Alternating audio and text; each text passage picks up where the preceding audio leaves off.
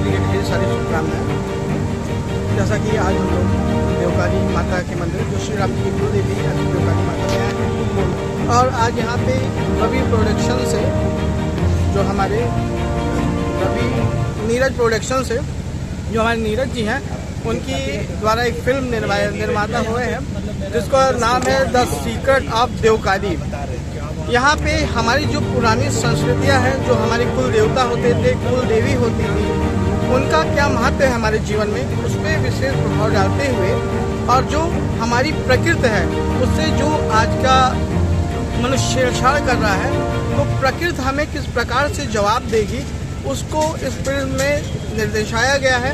और ये हमारे सनातन के लिए और हमारे भारत के लिए बहुत ही गौरवपूर्ण ऐसी फिल्म है, और मैं चाहता हूँ कि भैया के द्वारा ऐसी ही और दिव्य फिल्में बने जो हमारे इतिहास को, जो हम भूल बैठे हैं, उसको जागृत करने का कार्य कर रहा है। और ये अयोध्या में आकर के अपने प्रोड्यूसर का, अपने ट्रेलर को लॉन्च कर रहे हैं। इनको ढेर सारी शुभकामना, मंगल कामना।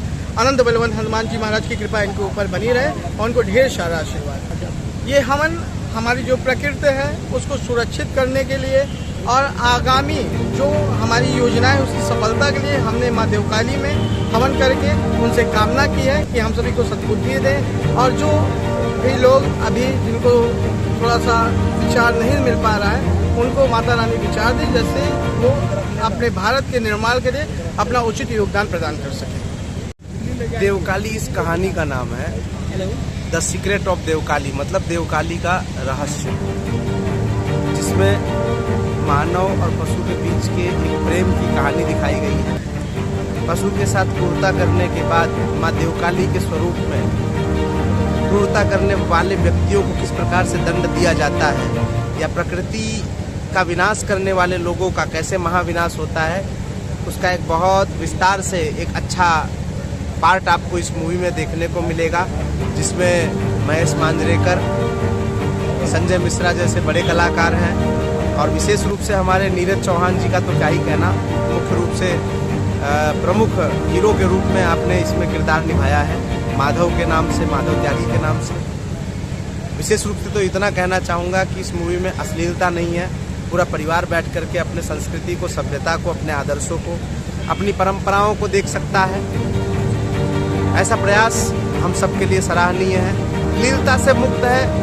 बाकी कहानियाँ बड़ी रोचक हैं। जिस हिसाब से आपने ट्रेलर देखा होगा, यहाँ का पोस्टर देख रहे हैं, तो एक बार पिक्चर देखने जाएंगे तो आपको ज़्यादा मजा आएगा। सारी गुरु की बड़ी महिमा है इस देश में। 3 लोक 9 खंड में गुरु ते बड़ा न कोई, करता करे न कर सके, गुरु करे सो होय। गुरुदेव महाराज के सानिध्य में आज यहाँ पर हवन हुआ है बड़ी देवकाली माता के मंदिर में। भगवान श्री रामचंद्र जी की कुलदेवी है और त्रेता युग से पहले से माता जी यहाँ पर विराजमान है। हवन हुआ प्रकृति की सुरक्षा के लिए, हम सबको सद्बुद्धि मिले इसके लिए। और कोई देखिए सनातन संस्कृति में शिव जी हैं तो उनके साथ भी देवी जुड़ी हुई है, एक शक्ति जुड़ी हुई है। कृष्ण जी हैं तो उनके साथ भी एक देवी, एक शक्ति जुड़ी हुई है। उसी तरीके से रामचंद्र जी की प्रेरणा का स्रोत, उनकी शक्ति, सब कुछ उनकी कुलदेवी माता देवकाली से प्राप्त होती है। यहाँ पर उनके दरबार में हमने हवन भी किया, पूजन भी किया। एक film the secret of Devkali जो कि नीरज चौहान जी के द्वारा प्रोड्यूस हो रही है, निर्देशित हो रही है, और वही इस पर मुख्य किरदार भी निभा रहे हैं। ये फिल्म हमें बताएगी कि किस तरीके से हमें हिंसा से, अश्लीलता से दूर रहना है, प्यार, मोहब्बत, अमन और भाईचारे से हमें चलना है। जीव दया जो कहा गया है, जीवे जीवे शिव स्वरूपम सदा भाव्यतु सेवायाम, जीव जीव में शिव मानकर उसकी सेवा करो। इस भावना से ये फिल्म बनी है कि हम सब दया करुणा रखें। नहीं रखेंगे तो प्रकृति उसका बदला हमें जरूर देगी पलट कर। हम दया रखेंगे तो उसका बदला भी देगी। शुभ का बदला शुभ होता है और अशुभ का बदला वो तो दिख ही रहा है आपको संसार में कैसे प्रलय की आठ आ रही है। शुभत्व की ओर बढ़े, इसलिए फिल्म का निर्माण किया गया है कि हर घर में सनातन पहुंचना चाहिए, उनके सिद्धांत पहुंचने चाहिए, हमारे शास्त्र पहुंचने चाहिए।